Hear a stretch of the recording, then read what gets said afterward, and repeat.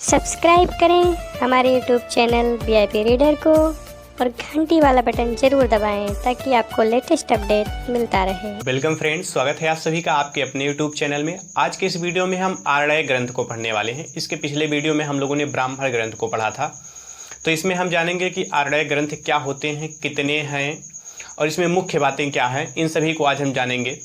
तो आइए वीडियो को शुरू करते हैं मित्रों। तो आरडय ग्रंथ, आरडय शब्द का शाब्दिक अर्थ होता है जंगल। आरडय शब्द का शाब्दिक अर्थ होता है जंगल। अगर हमें कोई परिभाषा बतानी हो कि आरडय ग्रंथ की परिभाषा क्या है, तो हम ये कहेंगे कि वैदिक कालीन आर्य जो थे, वैदिक कालीन आर्य अपने जीवन के अंतिम समय में, वैदिक कालीन आर्य अपने जीवन के अंतिम समय में जंगलों में जाकर वेदों के ऊपर जो कुछ भी लिखा उसी को आरडय ग्रंथ कहा जाता है। ध्यान रहे कि आरडय ग्रंथ ब्राह्मण ग्रंथ की भांति वेदों पर ही आधारित हैं। आरडय ग्रंथ ब्राह्मण ग्रंथ की भांति वेदों पर ही आधारित है। इनकी संख्या 7 है। आरडय ग्रंथ की संख्या 7 है।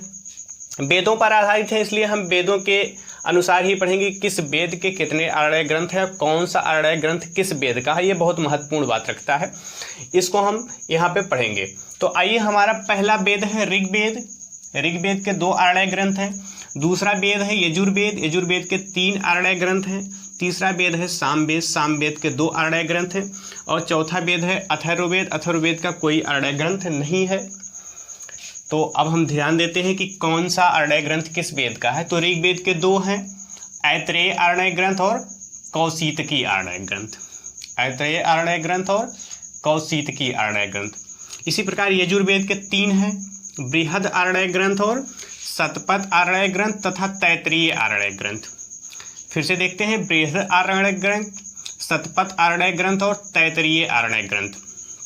सामवेद के 2 आरडय ग्रंथ, छंदोमय आरडय ग्रंथ और जैमिनीय आरडय ग्रंथ। तो इस प्रकार 7 आरडय ग्रंथ हो गए। ध्यान रहे कि अथर्ववेद का कोई आरडय ग्रंथ नहीं है। अगर आपसे पूछा जाता है कि कौन सा ऐसा वेद जिसका आरडय ग्रंथ नहीं है, तो उत्तर हमारा होगा अथर्ववेद। एक बहुत महत्वपूर्ण चीज, आरडय ग्रंथ में 4 आश्रम का उल्लेख मिलता है। आरडय ग्रंथ में 4 आश्रम का उल्लेख मिलता है। तो हम जानते हैं 4 आश्रम क्या है। 4 आश्रम वास्तव में वैदिक कालीन जीवन के ये 4 चरण बताए गए हैं। वैदिक कालीन जीवन के ये 4 चरण बताए गए हैं। 4 चरण कौन कौन से या 4 आश्रम कौन कौन से हैं?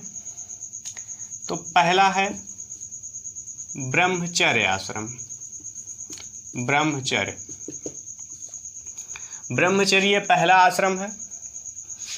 इसका समय अंतराल जो है जन्म से यानी 0 से 25 वर्ष तक है। 0 से 25 वर्ष तक के आयु समय अंतराल को ब्रह्मचर्य आश्रम माना गया है। इसमें वेदों के अनुसार यह बताया गया है कि मनुष्य को ब्रह्मचर्य का पालन करते हुए विद्या अर्जन और बौद्धिक विकास करना चाहिए। इस समय अंतराल में जन्म से 25 वर्ष तक मनुष्य को बौद्धिक विकास करना चाहिए तथा विद्या अर्जन करना चाहिए। दूसरा हमारा आश्रम मिलता है गृहस्थ आश्रम। गृहस्थ आश्रम,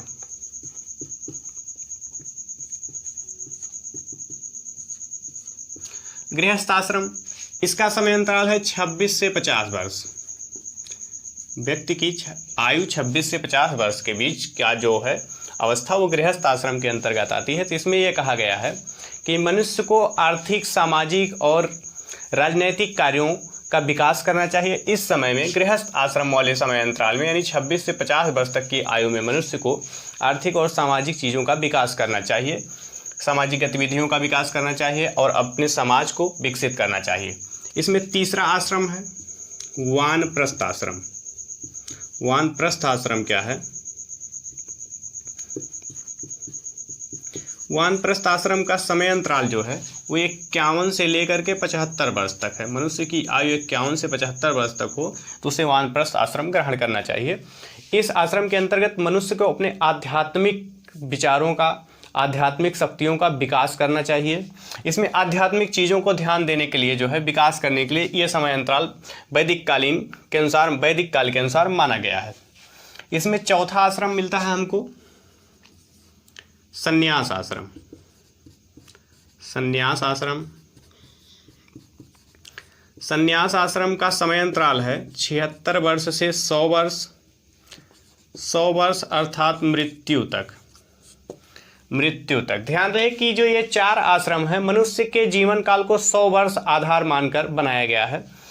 तो संन्यास आश्रम के अंतर्गत यानी 76 वर्ष से 100 वर्ष की आयु अर्थात मृत्यु तक मनुष्य को मोक्ष प्राप्ति के साधनों का विकास करना चाहिए। ऐसे चीज़ों पर ध्यान देना चाहिए कि किससे हमें मोक्ष प्राप्त होगा, यानी मुक्ति के लिए जो भी प्रयास करने चाहिए इस समय संन्यास आश्रम के अंतर्गत इस समय अंतराल में करना चाहिए। तो ये 4 आश्रम है। चारों आश्रम को एक बार फिर से रिकॉल करते हैं।